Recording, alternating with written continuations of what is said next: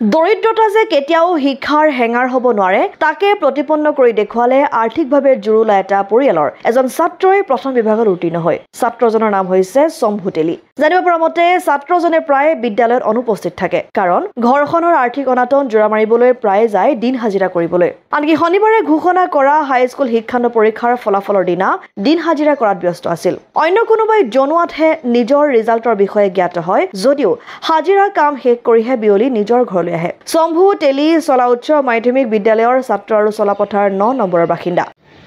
ঘৰতে কাম কৰি আছিলোঁ মই কি কাম মিস্ত্ৰী যোগালী তাৰপিছত LP স্কুলৰ ৰান্ধনীটো ক'লে ৰিজাল্ট কেনেকুৱা হ'ল কেই নম্বৰত পাছ হ'লি মই গমেই পোৱা নাছিলোঁ তাৰপিছত ঘৰৰ পৰা ফোন কৰিলে তই 5 ডিভিজনত পাছ হৈছ মই ঘৰলৈ আহিব নোৱাৰিলোঁ কাম কৰি আছিলোঁ তাৰপিছত একদম কাম শেষ কৰিহে আহিছে আৰু কেনেকুৱা লাগিলে ফাৰ্ষ্ট ডিভিজন পাই ভালেই লাগিল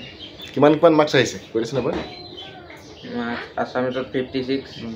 তাৰপিছত মেথছত 77 হিন্দীত 35 জেনেৰেল ছায়েন্সত 58 ইংলিছত 67 হিন্দীত 35 টোটেল মাৰ্কছ কিমান 380 ঠিক আছে পিছত কি হ'বলৈ মন গৈছে কি কৰিম বুলি ভাবিছোঁ পঢ়ি শুনি ভাল কিবা এটা কাম কৰিম বুলি ভাবিছোঁ মথুৰাপুৰৰ পৰা ইছলাম আহমেদৰ ৰিপৰ্ট অসম আদিত্য